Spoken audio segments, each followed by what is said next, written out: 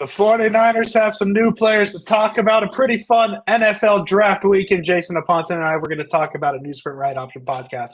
Starts now. Welcome, everybody. We are live.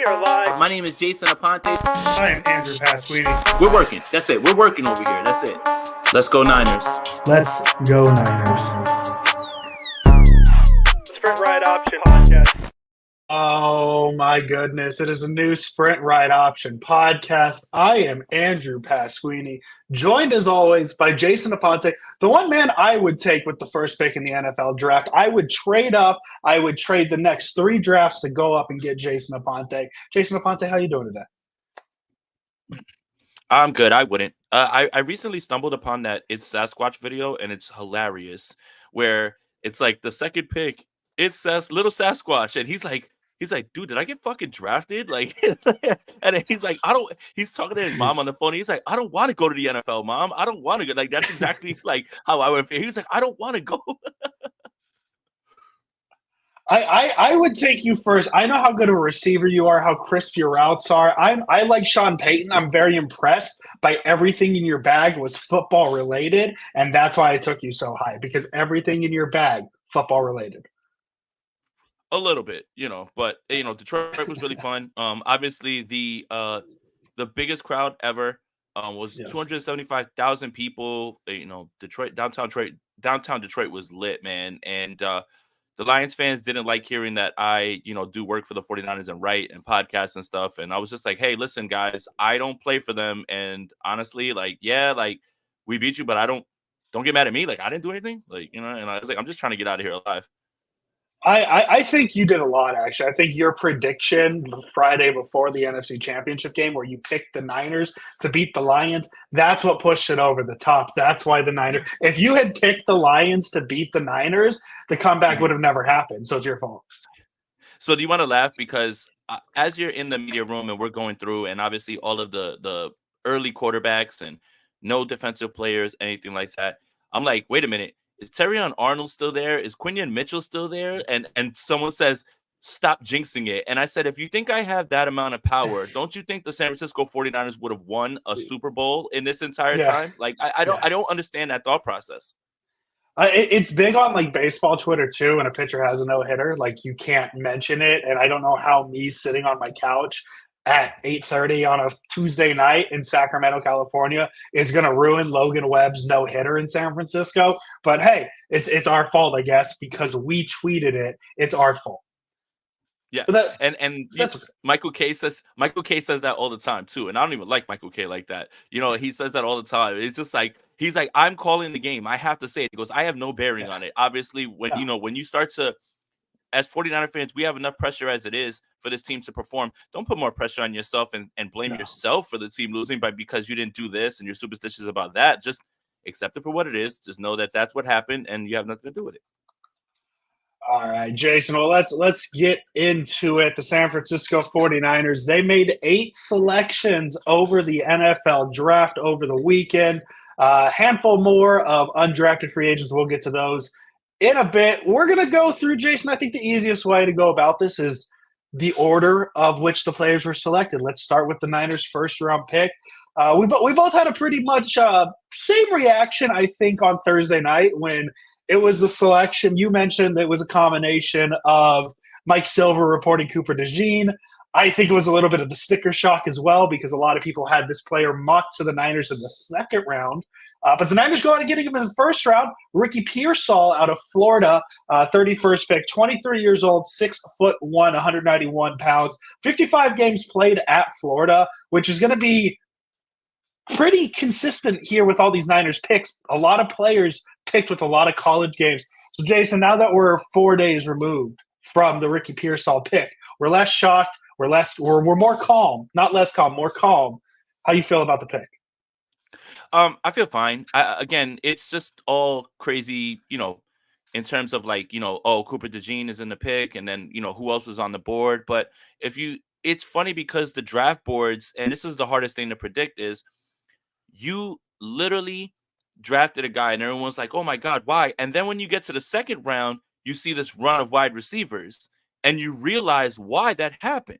So again, everything in the moment is ultra reactive, ultra Yes. super reactive in terms of, Yes. oh my God, what is this? What is going on? But in the second round, there's a run of wide receivers, which lets you know the 49ers had intel that it was Pearsall, Worthy, and then you get into the next round, Keon Coleman, and a bunch of wide receivers. He never would have been there again. So mocks are useless. However you have them ranked are useless at this point. Yeah. And this is what happens. So you have that moment where you have to try to resurface and fix it. But clearly, when you look back at this in hindsight with all the other and you see the way the 49ers have kind of moved, it tells you two things. One, the two wide receivers that they selected, this is like a fully like, here are the car keys, Brock Purdy. We believe in you to this point that we're just going to get you receivers. And two, it tells you what Kyle Shanahan was frustrated with was separators, guys who can get themselves open without, his scheme. The scheme obviously helps, but guys who can beat man.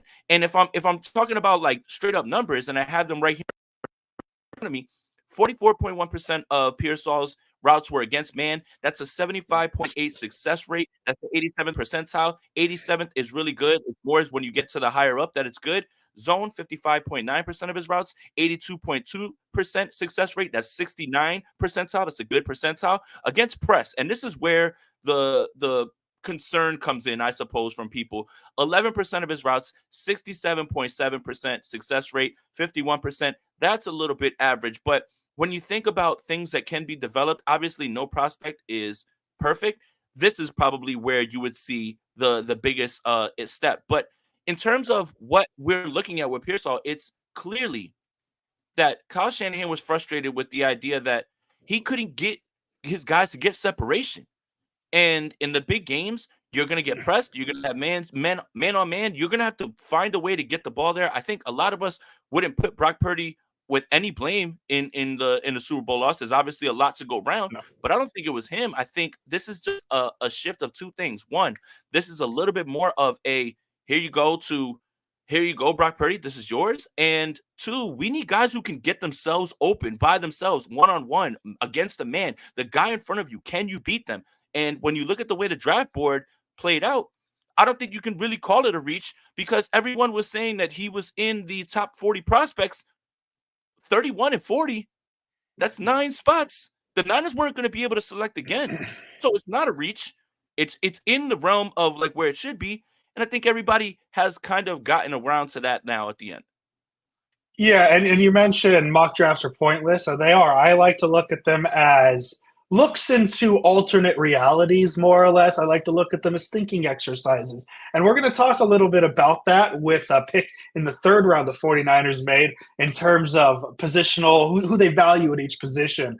And obviously, Ricky Pearsall's up there. Jason, I've watched one game on the film of Ricky Pearsall. That was his game against, I'm forgetting. He made the one-handed catch against them. You've seen the play. I forget who it was against, whoever it may be. I texted two people this thought I had. I think Kyle Shanahan sees Ricky Pearsall, and I got to be really careful saying this, Jason, because this is not a apples-to-apples comparison. This is not a player comp. I think Kyle Shanahan sees how Mike McDaniels uses Tyreek Hill in that offense, and he says Ricky Pearsall can give us that. And I'm not saying the game-breaking speed. What I'm talking about is a lot of that motion before the snap, kind of what we see what Deebo Samuel does. A lot of that, I call it end-around motions. But Deebo doesn't have the route-running ability to do what Ricky Pearsall does. And I think he sees how McDaniels uses Hill with the motion and then going downfield. And I think he's banking on Pearsall's route running and his ability to catch the ball in traffic to kind of make up for the lack of speed. Because he obviously not an apples-to-apples comparison, Ricky Pearsall to Tyreek Hill. That's not what it is. I just see how McDaniels uses the motion for Hill, and I think Shanahan wants somebody who can motion and go vertical. And I think Pearsall gets you the best of both worlds. Well, both receivers and the running back will tell you that he's looking for more speed. All three of them. All three of them. Like, and I think it's less about one player and more about, again, philosophical change. We want to fix the drop back game. We want to throw the football a little bit more because we trust Brock Purdy, but we want to get him guys that can get themselves open. Ricky Pearsall, Jacob Cowan. And I've got thoughts about Jacob Cowan because that one I completely called right before the pre-show, and I'm going to continue to put my foot on the gas with that one and Isaac Guerendo. Don't care. In a world where nobody ever gets who the 49ers are actually going to target, for me to get 2 back-to-back, I am definitely going to take my victory lap, and I'm going to enjoy myself 100%. But again, when you're looking at the way this offense is run, you have plays and you have ways to get guys open with scheme, but you need individual separators, guys who can get themselves open with routes.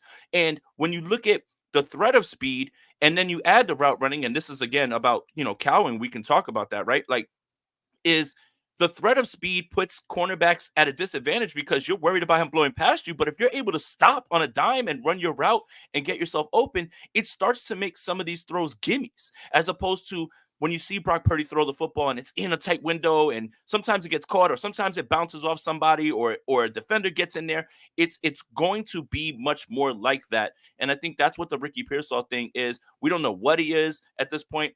I dislike the Dante Pettis comparison because I feel that's just you projecting the PTSD of the Dante Pettis pick on him without understanding who he is, because he's got far more dog in him than Dante Pettis ever did. I'm not going to make the obvious joke, but I'm not going to make the obvious joke with Dante Pettis, but Pearsall is far tougher than Dante Pettis, and anyone who assimilates that to Dante Pettis and says, oh, this is Dante Pettis 2.0, just say you haven't watched him. And for me, I actually got to sit and watch him the night of. I went back to my Airbnb. I sat and I watched 4 and 5 games. I don't see Dante Pettis at all. That is not the comparison at all. It's something that I really liked in the game I watched from him as well, is his ability. He really looks like a Shanahan receiver, especially when he's running those crossing routes, because all he does, kind of like Ayuk, we've seen Ayuk do it a million times, he just kind of runs that crossing route and then floats to the open area. And that's where he works at. But I just was really impressed with his catch and traffic ability. I mean, when's the last time the Niners have had a really – I don't want to use the word elite, but when's the last time you had a guy like, hey, he's going to go up and get that ball? Like, when's the Niners? Anquan Bolden. So it's been a while. So I'm excited for that.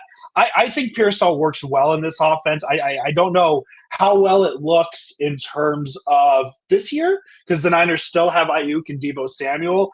But I was listening to Locked On this morning, and Peacock said this feels more of a Deebo replacement than it does an Ayuk replacement, and I 100% agree with that. That's a next year thing. Niners are going to run with 19 receivers next year, apparently, but that's a next year conversation. But the way Pearsall was used pre-snap just screams Deebo Samuel, and that's what I think Shanahan's going to want. Yeah, and I think a lot of people are going to confuse what you're saying. It's not the skill set that you are trying to replace, because obviously you can't, but it's the utilization. It's the utilization. It's the motion, which is going to cause people to move out of the way. If you want to throw him a screen and get him the ball in his hands, you can do that. You're not saying that you are going to get a 1-for-1 thing with Pearsall and Deebo. I think that's not at all true. That's not what Andrew's saying. What it is it's a guy who can do things that Deebo Samuel can do in terms of manipulating the defense just with motion, possibly catching the ball behind the line of scrimmage, and doing that. And you're adding that man separator vibe, and that's exactly what you need. Like, you need someone who can get themselves open regardless of the scheme, regardless of the player in front of them. And I think that's what this draft feels like. The draft feels like, again, the two things.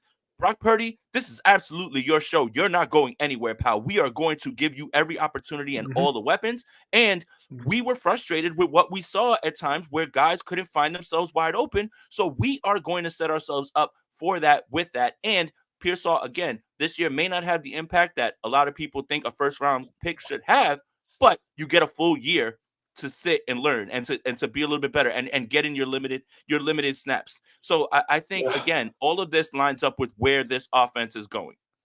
Yeah, and I guess my last little take on the Pearsall Deebo thing, I'll say this: Pearsall might be used the same way, obviously not the same skill set.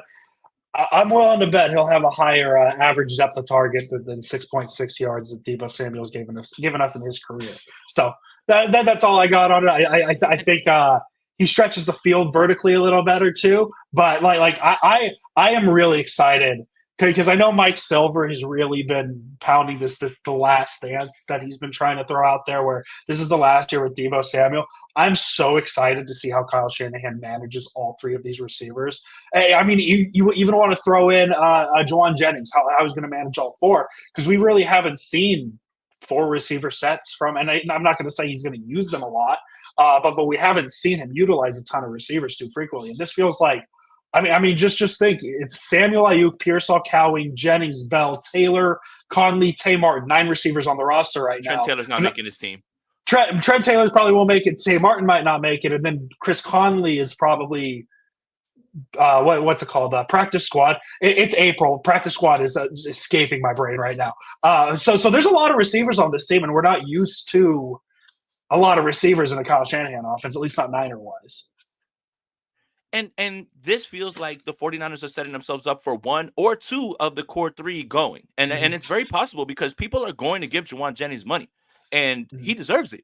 Yes, and I think the 49ers are finding their way with, hey, we can let these guys sit and wait, and we can, run it back with the team that made the Super Bowl, has won a ton of games.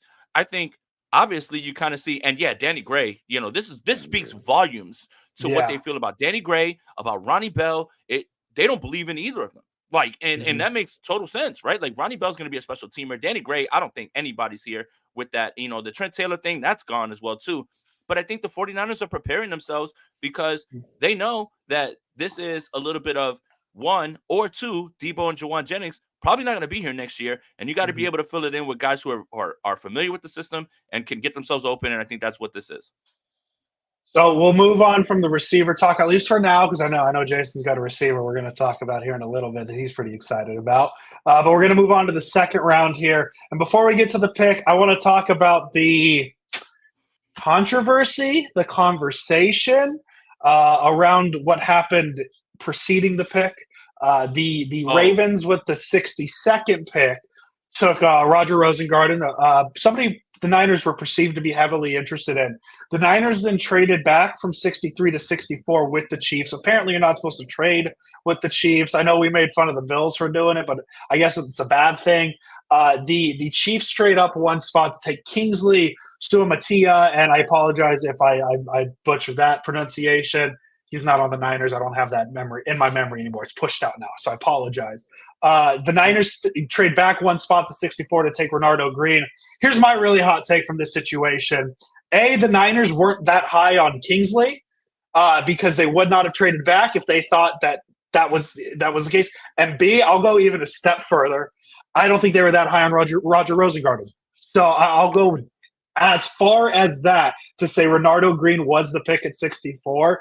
And my only saving grace in that take, you're gonna debunk that take and be like, Andrew, you're wrong, is we have seen the Niners trade up 15 spots to get people, right? And I just don't see how they could have felt that Roger Rosengarten was going to fall to them at 63 and not just be aggressive and move if they really, really wanted him. So that's my take. And I'll lean into it more and more Dominic Puni conversation. But that's my take for now. So before we get to Renardo Green, the player, what was your thought of the situation? So I want to respectfully disagree with this part. Okay. I do believe that they believe that Roger Rosengarten was going to fall to them. I do believe that 100%. They possibly could have tried to jump the Baltimore Ravens, but the Baltimore Ravens were like, nah, like that's our guy. Like that is our guy. Like we want him as well too. I think they absolutely believe that they were going to find a way to get Rosengarten on the back end. When that doesn't happen, when the Baltimore Ravens do not answer your call, and then the Kansas City Chiefs say, we want to move up, and I agree with you wholeheartedly that no matter how big we were on Suamata, they were not. Because if they were, they just would have stood pat and just said, hey, man, we're going to get one of these guys. We're going to be fine.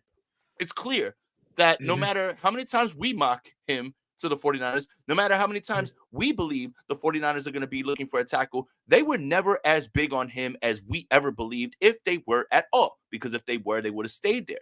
Now, when you allow the Chiefs to go ahead and move up in front of you, it's because you know they're going to get him.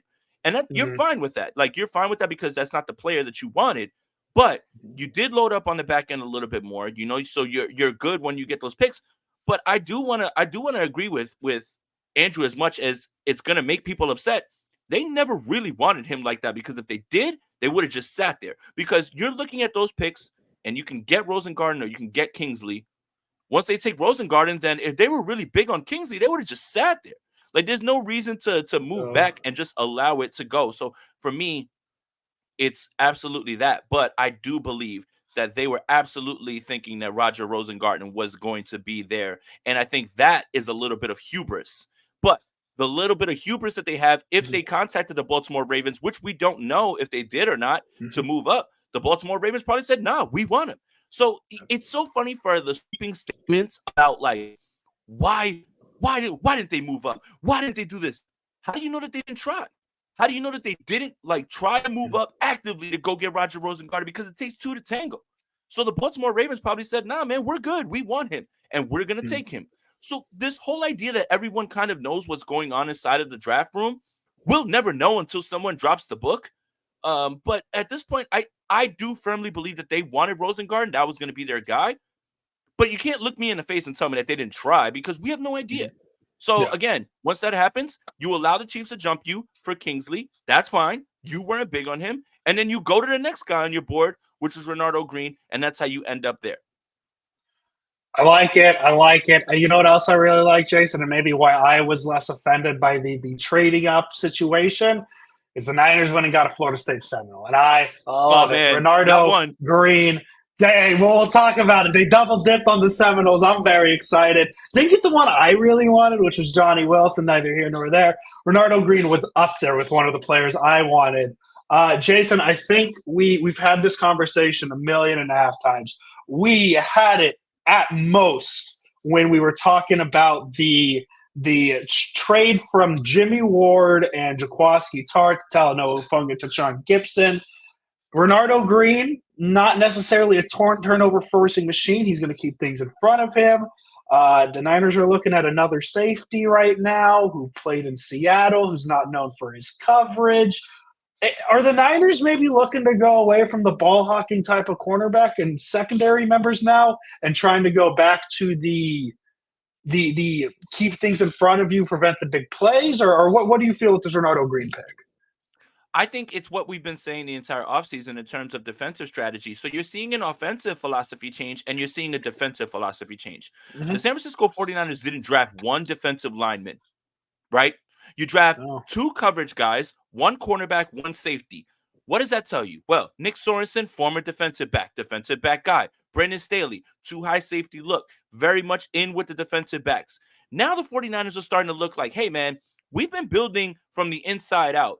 Perhaps we should go get cover guys, because in those big games, they're not going to call holding on Nick Bosa. They're not going to call holding on Javon Hargrave. You've got to have guys on the back end who can cover. So everything that kind of led me to this thought that I had the entire offseason about, well, why are they looking at Nick Sorensen? Why are they looking at the defensive back coach for Kansas City? Brandon Staley's here. It seems like the 49ers are now prioritizing coverage. And they have defensive linemen that they figured out, that they found in free agency. But now you're watching them on offense find more separators and get guys with a little bit more speed. And dare I say, the 49ers on the back end on defense are trying to get coverage now, which Renardo Green is good at in terms of, hey, man-to-man type stuff.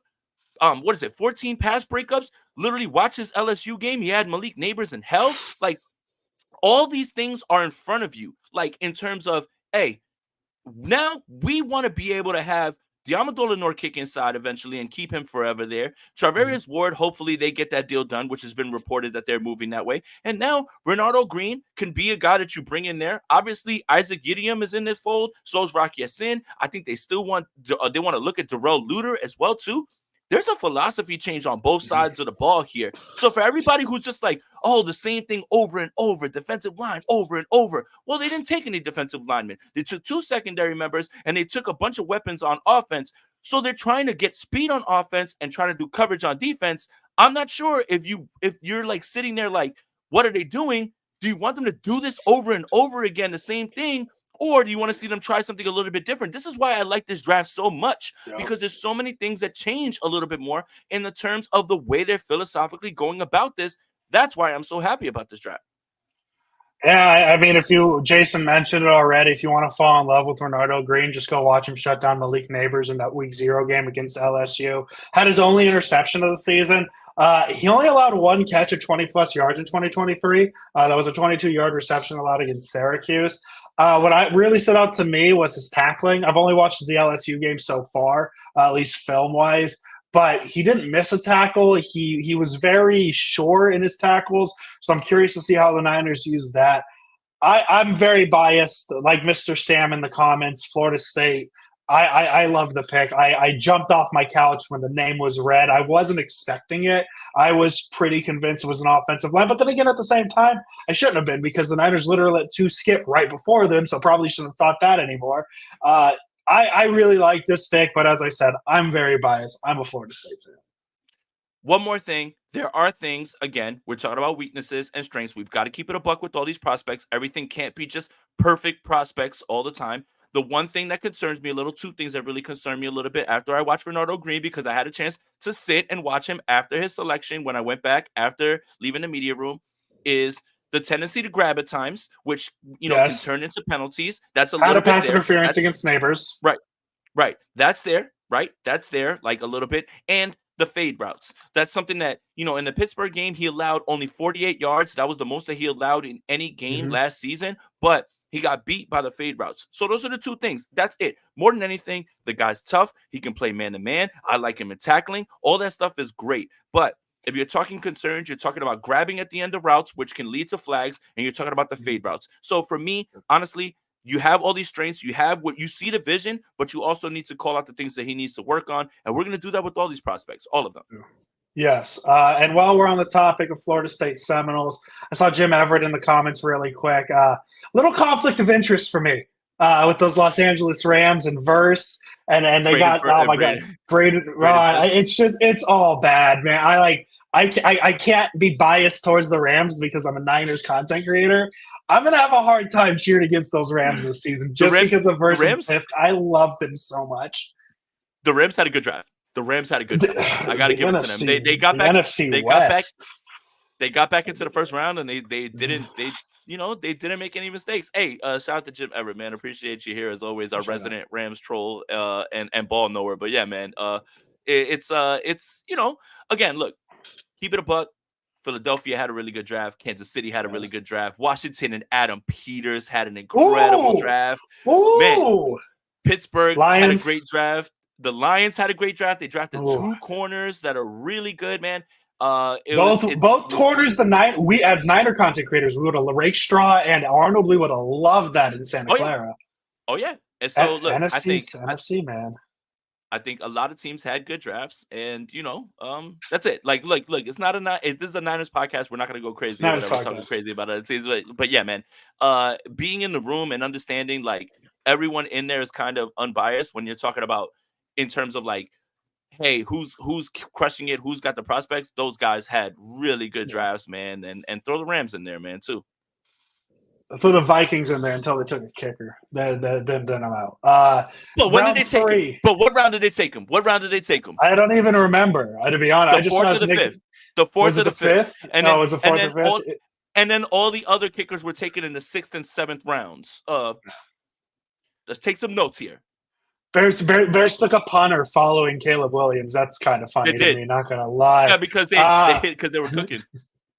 That's a heat check. It's like, hey man, we got Odunze, we got Caleb Williams. We'll take a punter. Why not? Luxury picks at this point. We're the Chicago Bears. We have a history of great quarterbacks. Round 3, pick 86, offensive lineman Dominic Puni out of Kansas. I haven't watched him yet. I like this pick. Everything I read, I like it.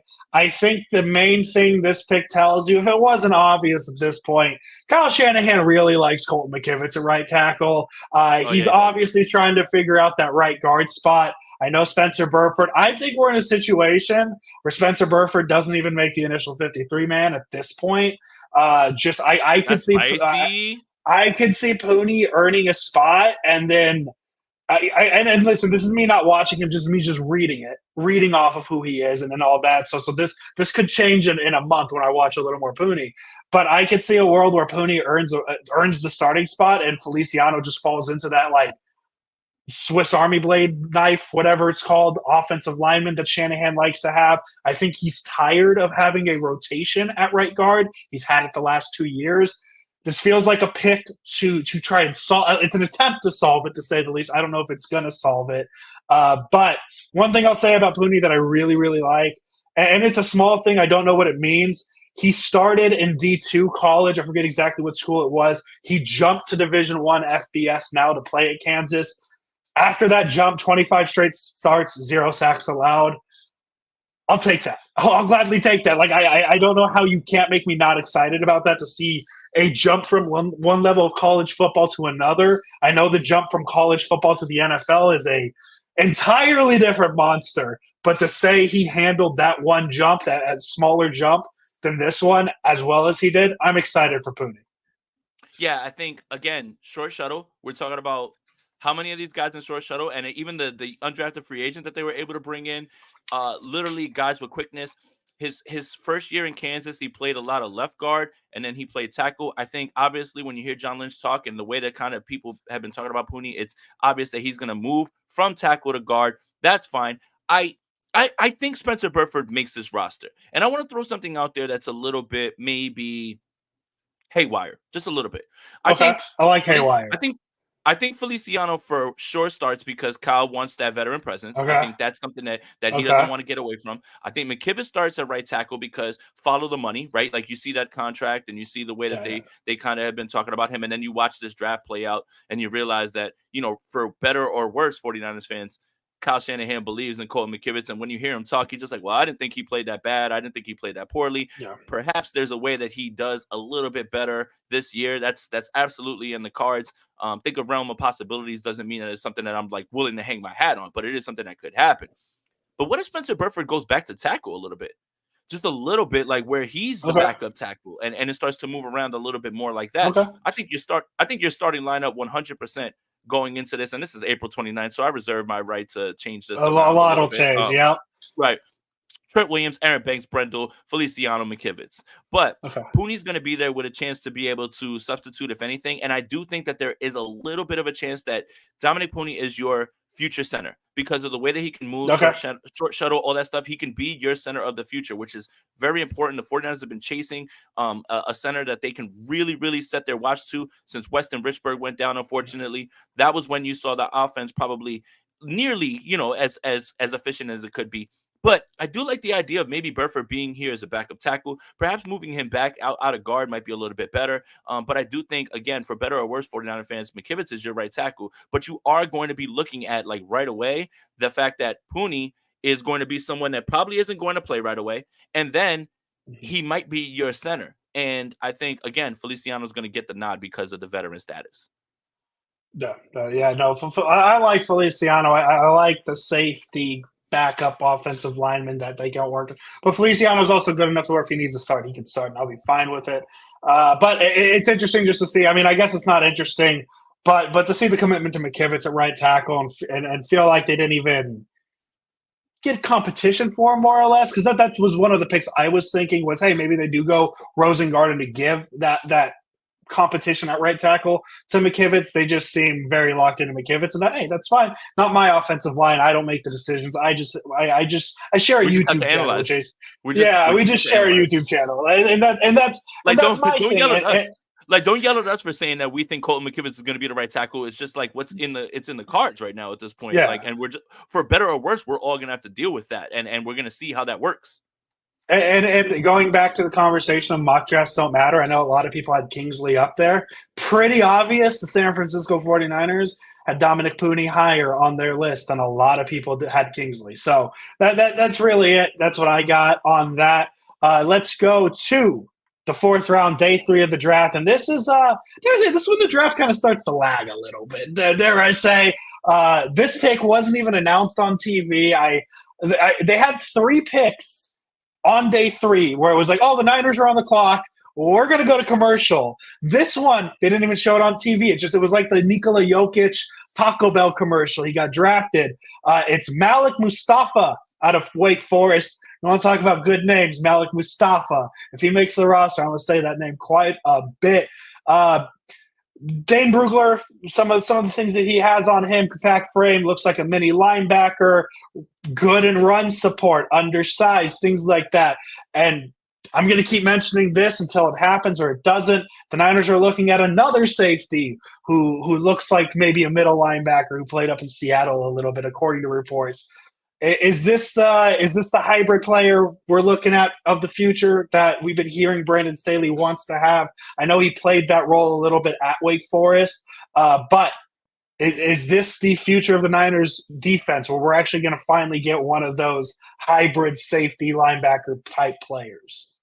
Yeah, this is your Jimmy Ward. This is your Jimmy Ward. This is exactly what that star position role is going to be. Down in the box, possibly covering the slot, could play single high, like up there, up top, understands, has great instincts, is downhill. I love this pick. Doesn't miss tackles, doesn't give up anything in coverage. It almost feels like he's going to be a guy that when they don't look and they say, oh, well, he doesn't have interceptions or he doesn't have this and he doesn't take the ball away. You're going to take away from his game when he's probably at the line, stuffing guys behind the line on great run support, or making a play where he's blanketing someone where they don't even throw the ball his way at a point, like where it's either a slot or a tight end guy. It is literally going to be your Jimmy Ward right there, replacement star type of player that Brandon Staley is looking for. That's exactly what I drew away from it, especially after watching him for a little bit. That's exactly what I drew away from it in terms of his skill set, the way that he is. Obviously, you don't want to put him in a bad spot where he faces someone athletically gifted. That's pretty much something that you want to say about almost every cornerback. But I think in the secondary, when you see him come up to the line, possibly have him blitz off the line, have him cover a tight end in the slot, get back and disguise, and he's going to be everything. He's going to be every little thing, and that's exactly what they're looking at with him in the star role. Another player, too, just like Renardo Green, I mentioned, a lot of talk of his tackling, pretty strong. He's athletic. The RAS gave him a very high athletic grade. I think the Niners are tired of the secondary issues with the tackling, and that's what I feel like Malik Mustafa and Renardo Green kind of offers is good tackling, especially in the run game. So we'll see how he's used and how he fits for the 49ers. We'll go to their next fourth-round pick 129. Niners traded up for this one. Jason's excited. It's Isaac Guerendo. 6 foot tall, 221 pounds. I actually went to look up to see if this was the tallest running back Kyle Shanahan's had on the Niners. It is not. Jason, I'm assuming you've watched a little bit of Guerendo, correct? You've watched some of his stuff. Have you watched his Virginia Tech game? I have not. I'm going to be honest with you. So the Virginia Tech game, I thought it was very funny. Because he has like 13. That's one of the things I like about Guerendo. Doesn't have a ton of carries. I think he has 250 college carries, so not too bad. Another thing I like about him is he actually went to Wisconsin first, and I know things. I don't know much about college football, but if you are a running back and you went to the University of Wisconsin, you're a dog. That's just what you are. But his game against Virginia Tech, he goes, I'm stalling to pull up his stats in this game. Should have had it ready. 11 carries for 146 yards and 3 touchdowns. In this game, I shit you not, Jason, in these 11 carries, it is either he got stopped at the line of scrimmage for no gain or 1 yard, or he broke it out for a 20-yard run. There was literally no in between. He had, I think it was like 6 carries of 1 or none yards and 5 carries of 20 or more. And he even had another one that was called back because of a holding. He had a 60-yard touchdown run that was called back. And I did the time because it was one of those very rare instances where a football player got to run 40 yards straight with the ball. It was in 4 seconds. So pretty quick. But what are your thoughts? I know you're excited. Big back, but big back. I knew at the combine. As soon as I saw him run the 40, as soon as he ran the 40, I just looked and I was just like, man, fastest 40 for a running back, Oh, really high vertical. Literally, the raw score 9.99. When you look at the build, I think the one thing everybody is forgetting is the pass protection, which allows him to Yes. be in on obvious passing downs and be the same sort of blocker that Christian McCaffrey is. When you look at the rest of the running backs in this room, Elijah Mitchell can't stay on the field. Jordan Mason, they obviously just value as a special teamer and somebody who doesn't stretch the defense in terms of, well, they're going to throw the football to him because they never do. When you look at this, when you look at the guy, when you look at his build, when you look at the fact that when he gets going and sees a hole and he goes, he's gone. It was easily the easiest pick to call. March 2nd, look up the receipts after he ran his 40. Isaac Guerendo, you are a 49er. Pack your bags for Santa Clara, pal. Both of those things were tweeted. I love this move. Again, you're worried about him being Ty Davis Price. You're worried about him being Trey Sermon. And yes, Guerendo can catch out of the backfield. Absolutely, 100%. You're worried about him being those guys. But in this instance, when you look at this offense and when you look at how many times there's going to be an outside zone run and there's going to be a hole to be run through, when someone is running that fast through the hole, he's gone. So he is gone. I love this move. You needed running back depth anyway because you can't rely on Elijah Mitchell. Obviously, he just gets hurt in practice. Like we find out in practice, he's injured. JP Mason is somebody who are literally going to sit there and use for special teams and possibly in mop-up duty if the game's out of hand, that type of thing. Guerendo lends you the versatility to call plays like Christian McCaffrey's on the field because he can do things that he can, obviously not to the extent. God, I love this pick. And not because I called it in March, but God, I love this pick because of the fit and the way that he's going to be able to hoop, man. Isaac Guerendo, man, get ready. Retire the number, man. Put it up in the Ring of Honor already. I can't wait. He's big and physical. If he can find that hole, it's going to be very tough to bring him down. The other thing I notice is if you're a cornerback, you cannot arm tackle him. You have to tackle him. He was a high school sprinting and long jump state champion. So, like, just strong legs. He's built. Jason, let's see if you know this little trivia question I'm going to throw out to you. See if you've seen it. Only two players in combine history have been 220 plus pounds to run a 4.33 40 or better. One is Guerendo. Who's the other? I don't know. That's a good question. I'm not even going to act like I try to know that one. DK Metcalf. He's pretty good at football. Pretty freakish athlete type area. And the Niners, outside of Trent Williams, lack that freakish athlete area. You know, they don't have that that guy just looks like Guerendo's that guy. So go check out Guerendo if you want to see a big, burly running back. It's smash mouth football. I'm excited, but he has that breakaway speed. That's the thing that excites me about him. So we'll see what he looks like at the NFL level. I know Shanahan hasn't had the best luck at drafting running backs. So. And one more thing, a career high 100 carries last year in Louisville. Aside from that, he had almost like 100 over 3 seasons. Very much seasoned, and that's the one thing that you're going to be looking at in terms of all of these players and where they are, either seniors, either 4-year juniors, whatever it is, obviously due to COVID, a lot of maturity. The 49ers are banking on these guys being impact guys, and Isaac is a guy that can step right in and doesn't have a lot of touches. Super excited for this pick, man. Watch your back, Elijah Mitchell. Watch your back. Round 4, pick 135, Jason Aponte. You've been itching, clawing. Talk about Jacob Cowing out of Arizona. Go. Oh, baby. Well, first of all, let's start at the beginning. So I get a question in the pre-draft process that says, or the pre-draft, the day of, right? The live stream. What about Brendan Rice? Well, I said, I prefer Jacob Cowing today and twice on Sunday every single day over Brendan Rice. Trust me, if Brendan Rice's name was Brendan Stevenson, you would not blink an eye at him. And obviously the NFL feels the same way for where he fell. But Jacob Cowing is the perfect example of speed and route running. His speed puts you on your heels. So when you back up and he runs that back in route, or he runs that in breaker, or he runs a blaze out, or if he's in the middle of the field in the slot and you've got a linebacker or you've got a slot corner that's trying to cover him, he is going to cause you incredible problems. Now think about this too. Everyone says, well, what's he going to do outside? Well, he's not an X. I think he's a Z. He could be a Z and actually live out there in a Z. I think Pearsall is much more of a slot guy than Cowing, despite the size. And if you're worried about the size, I've got 2 comps for you. Tank Dell and Tyler Lockett. Those guys find ways to win because they're fast. They're good at football. Some guys know how to run routes. Some guys are fast. He absolutely knows how to do both. This offense, when they get rolling, and they find a way, right? Everybody's worried about offensive line. That's fine. Brock Purdy. I want to put this out there. Pass blocking is 3 things. 3 things. It's your separation as a wide receiver. It's the quarterback getting the ball out on time. And it's the offensive lineman.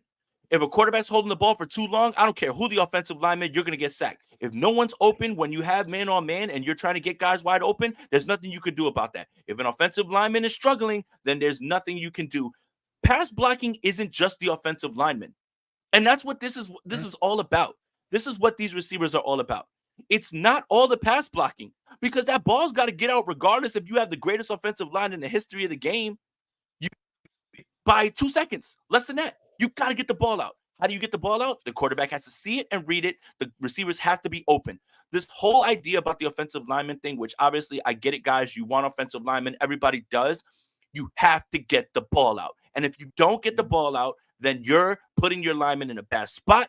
And if the receivers are not getting open, then the quarterback can't throw the ball. It's a cascading effect. And right now, what this team is looking at is they're looking at guys who can get open, and they have a quarterback who knows when to get the ball out, and they can get by with this line. All of those things are intertwined. It's crazy to me to just say, oh, take offensive line or take offensive line. Cool. When those guys can't get open, and they're blocking, and you're allowing defensive linemen to eventually get there because they will, what's the point? It's all threefold. It's your separation against man. It's your quarterback recognizing and getting the ball out, and it's your offensive lineman giving him enough time to diagnose all those things. I think this is exactly why the 49ers are changing philosophy, and right now I feel great about it, regardless if they didn't get you a right tackle that you wanted to start right away. By the way, taking right tackles just because they're right tackles and offensive tackles doesn't necessarily mean that they're going to be good. What happens when you draft that right tackle and he's not good? What happens when you draft that outside corner? Right. Like that's the thing is everyone's upset about, no, you didn't take a tackle. All right. What if you did take the tackle and he's not good? So do you want them to just take any tackle or do you want them to take someone who's good? And I think that's the hard part about this evaluation process. But if you're looking at the way pass blocking is, it is separation by the receiver, it's the quarterback being able to recognize when to get rid of the ball, and it's the offensive lineman doing just enough to give them enough time to do both. All of that stuff is absolutely true when it comes to pass blocking. It is not a 1-versus-1 conversation in terms of he stinks, he can't. If no one's open, then where's Purdy going with the ball? If Purdy got to hold the ball, then defensive linemen can get there. All of those things are true. And I love this Jacob Cowing thing because it allows the offense to be that great. Well, Jason, they did actually draft a tackle, at least a player who played tackle at USC with their 6th-round pick 215. Jarrett Kingston out of USC, played 5 seasons at Wazoo before a leg injury, transferred to USC, played right tackle and right guard. I don't have much on him. Dare I say it's a 6th-round offensive line pick. Not to sound too negative about it. I know Dane Brugler had him projected as a priority undrafted free agent. Niners getting him in the 6th round. I'm not going to argue with where they picked him because, again, Dane Brugler's board is different than Kyle Shanahan's board, who's different than John Lynch's board. So not going to argue with it. Addresses a need. That's all I got. Jarrett Kingston, shuttle speed. Again, quick in space. Another thing. That's the 447 number. I want to make sure we clarify with what you mean with the shuttle, the short shuttle. There's the belief, or not the belief, it's a proven fact that the 447 short shuttle speed is a more consistent hit at offensive line than anybody who has a slower than 447. So that's what Jason keeps meaning, that quick shuttle speed. Both Kingston and Puni had under that 447 speed. And that's the point, is there are certain things you can point to. Remember we talked about the short arms with Jordan Morgan? Well, more than not, offensive linemen with longer arms are the ones who are more successful. There's a proven track record with guys who can move quickly, especially in an offense where you're going to have to pull interior players out on outside zone, and you're going to have to run right outside the pocket and create opening lanes. Like, that is really what they're looking for. Again, where they took them is fine. If you wanted them to address it in the first round, fine. I get it. But those guys still have to perform. So whether you take them in the first round or you take them in the fifth round, the value you get and whether they can be good in the offense is completely different. So the 49ers have addressed the position. They just didn't address the position in the way you or many people would like. Not you, Andrew. It's just like it wasn't in the first round. It wasn't in the second round. For real, like, these guys were not on their board that high because of certain things, right? Like, some of these guys are going to have to transfer into guard, and some of them are not. And again, we have one more year of Trent Williams. They get another look at more offensive linemen, and they'll get another chance to do this again. So again, you start this year with the way that you have. You feel good about an offensive line that you got to the Super Bowl with, and possibly your quarterback taking a leap. Now, natural separators of the football. All of this stuff is, whether it works or not, you still have to understand why this is happening. It doesn't mean that it's going to be successful. It doesn't mean that it's a lock, but it does mean that the thought process is there, and you can see it, and you can understand at least a little bit of where they're going, as opposed to the people who are just yelling, I have no idea what they're doing. It's pretty obvious what they're doing right now. Yeah. Niners last pick, 7th round pick, 251, linebacker Tatum Bethune, Florida State. Listen, let's be honest. He's probably projecting more of a special teamer than a rotational linebacker. Something I will say that I liked about him as somebody who watched Florida State, my very simple Andrew's dumb how I rate linebackers is how often I see their number around the ball. I mentioned it a lot with Fred Warner. He had that at Florida State. Whether or not that translates to the NFL, I know a lot of people talking about him being too small, things like that. Again, 7th round linebacker, but same time, Niners, we a little bit of a history drafting 3rd day linebackers and having some success there. So maybe they mold something. But again, 6th, 7th round. At this point, it's let's see if they make the roster and see what they can produce. But for what it's worth, he does pass the Andrew Pasquini grade of linebackers. He's around the ball when the play ends. So he hits. He's physical. A lot of linebacker depth at this point, especially with Dre Greenlaw. Devondre Campbell's obviously here, but Oren Burks is still here. They don't know what D Winters is. They don't know what Jalen Graham is. Again, when you look at these picks, it's more about, well, I know for a fact that the development isn't as far along as we want. It's not something that we want to absolutely rely on. You continue to take chances on the position just in case, obviously, Greenlaw is not back to speed or not back in time. I have no problem with it. Again, 7th rounders, despite Brock Purdy, who's obviously the outlier, 7th rounders rarely have an impact, rarely stick around. I mean, Juwan Jennings was a 7th rounder, if I'm not mistaken, or a 6th rounder. First year, kind of redshirted. Then he comes in and he has an impact. Again, 7th round linebacker, more than anything, just depth. A guy who hits hard. He literally knocked Jaden Daniels Mario coins out in that one play that everybody's like passing around.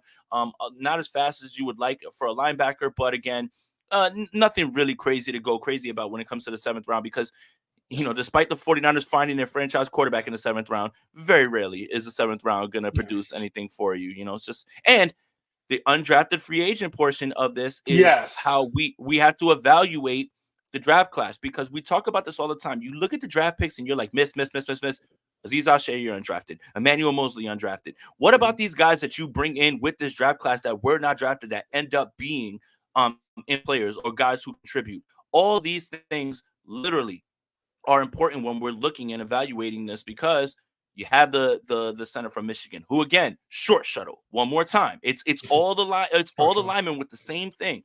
All the same thing. So it's hard for me to just look at all the draft picks as a one-on-one when the 49ers have shown that they can find undrafted free agents and get them to be contributors. So that's part of the draft class as well, too, even if they're not drafted.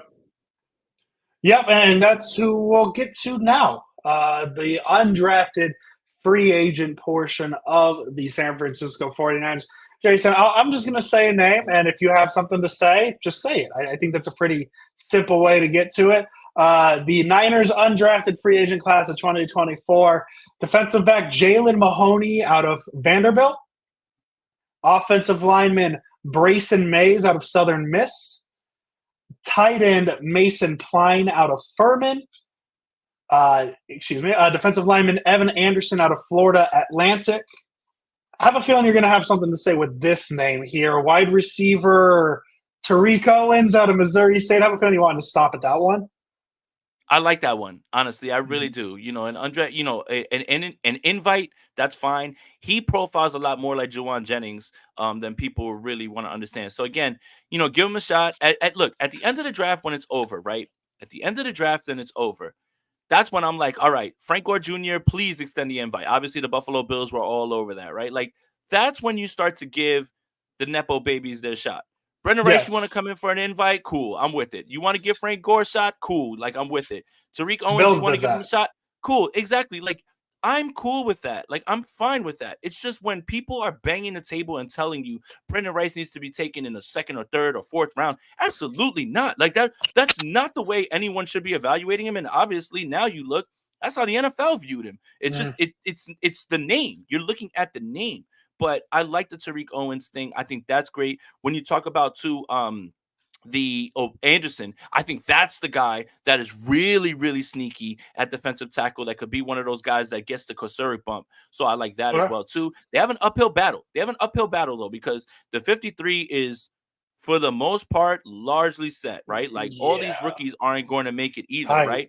But if you're talking about like guys that like when they're cut or they're sent to the practice squad and claimed, people are going to be like, oh, damn, they let him walk. Anderson's one of them, and possibly Tariq Owens. But I think it's the running back also out of Missouri. That's the other guy that I think is going to make a little bit of noise. Yeah. He's the last name. Two more names before we get to him. Quarterback Tanner Mordecai out of Washington, which is just a good name. Mordecai is a good name.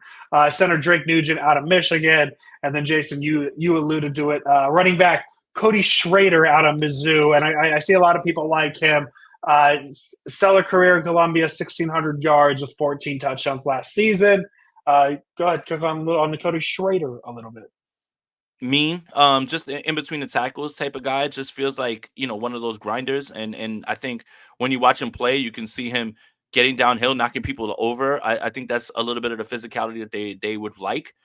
So I Jordan Mason, same idea with Schrader a little bit. He just has a little bit more of a track record in college. So he's going to have an uphill battle trying to get in there. But again, with the way Elijah Mitchell can't even stay on the field like in practice, and the way that they value JP Mason as a special teamer, which they should, because he's like one of the few good coverage guys, there is a lane for Guerendo and him to make the team. The only reason that would probably slow that down is Kyle Juszczyk is counted as a running back, but practice squad guy for sure. I think that's really a good spot.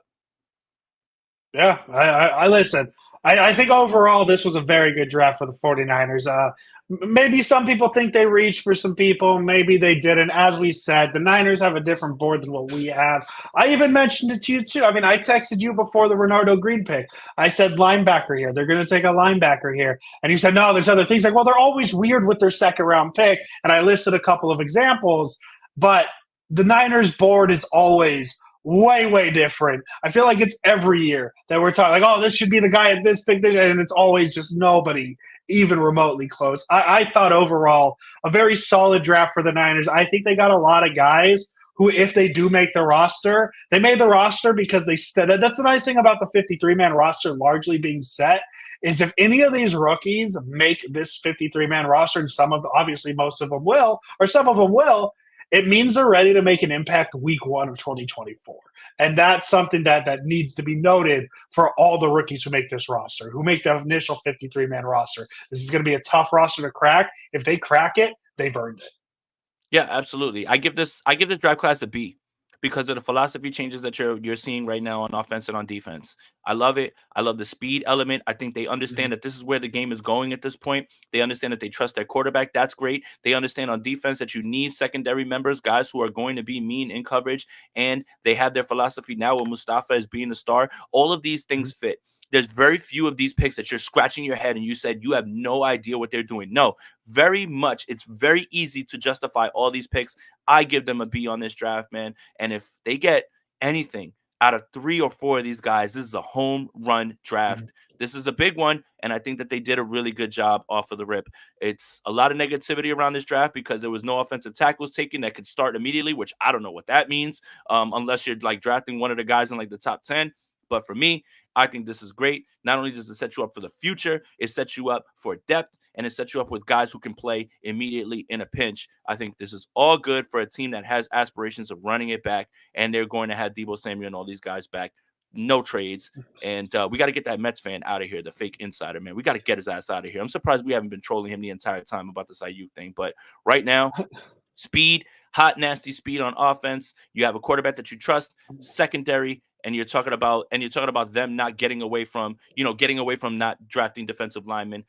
I love it. I love it because doing the same thing over and over again is the definition of insanity. Right now, they seem to understand that this is where the league is going, and they're getting out in front of it right now. I love it. Last question. What's the difference between speed and hot, nasty speed? Ask Eleanor Roosevelt. It's her saying. America was built on speed, hot, nasty speed. Eleanor Roosevelt and John Lynch and Kyle Shanahan probably. That's a hell of a. I was going to say a hell of a quote. I was going to say a hell of a threesome, but I think that's an Eleanor Roosevelt thing. So that's going to be it for this week's episode of the East Bay Red Option Podcast. I think largely positive draft reactions on this corner of 49ers Twitter. And it felt largely positive in most corners of 49ers Twitter, 49ers content creating world. But the thing is, we're not going to know until 2027. So we'll do that episode then. We'll schedule it now on April 29th. 2027, we'll review this draft class with the official grades. If you want my grade, A+, because I got to talk to Jason Aponte about it today. Hey, I think that's a little bit of an over-evaluation on my part. I think there's a lot of weaknesses to Jason Aponte's game. I think he's lazy at times. I think he takes days off. You don't want to see that in a podcaster, like someone who takes days off and isn't willing to work, especially when the hard thing he has to do is set up a mic and just plug some things into the computer. You've driven a hard bargain. I'll give you $5 million more to sign with the team. I like it. You've worked hard. You've earned that. Hey, talk to my agent. We'll make it happen. We'll make it happen. Hey, Jason Aponte, it's been fun. We'll see you guys soon. As you know, hey, it's going to slow down a little bit until June, July, and then all of a sudden we're in the territory where we're getting close. We're in the getting close to getting close territory of football. We're very excited. Jason Aponte, as always. Let's go Niners. In this episode with some hot, nasty speed. Welcome, everybody. We are live. My name is Jason Aponte. I am Andrew Pasquini. We're working. That's it. We're working.